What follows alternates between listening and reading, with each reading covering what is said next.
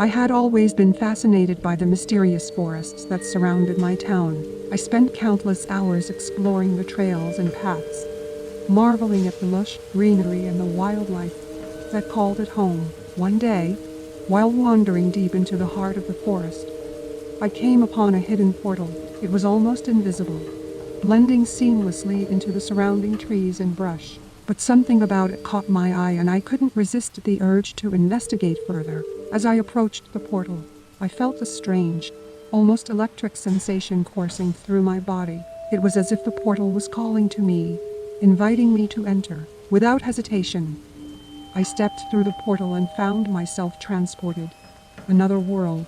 At first, everything seemed normal. The trees and the sky were just as I had left them, and the air was filled with the sounds of birds and animals. But as I walked further into the forest, I began to notice that there was something strange about this place. The animals seemed to be eerily quiet, and there was a sense of stillness that seemed to hang over everything. As I pressed on, I realized that there was nobody alive in this world. I saw no signs of human habitation, no towns or cities, no people at all.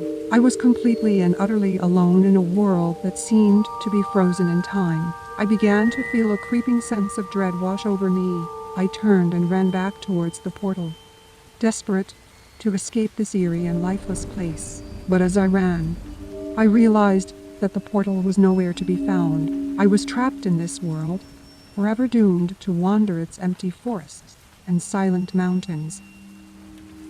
I wandered for what felt like an eternity, lost in the empty forests and silent mountains of that strange and lifeless world.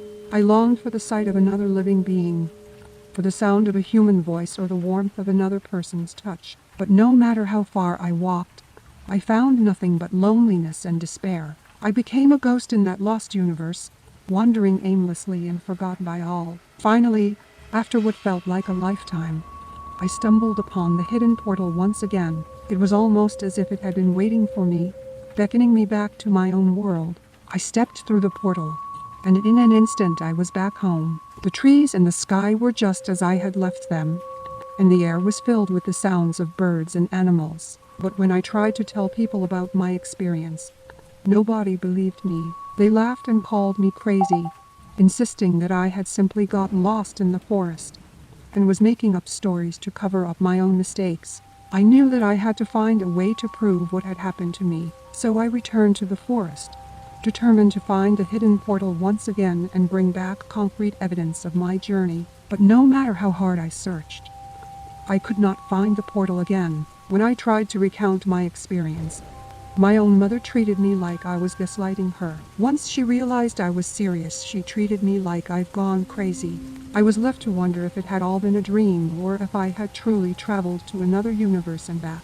But no matter what the truth was, I knew that I would never forget my time in that strange and eerie world, where I was the only living being left.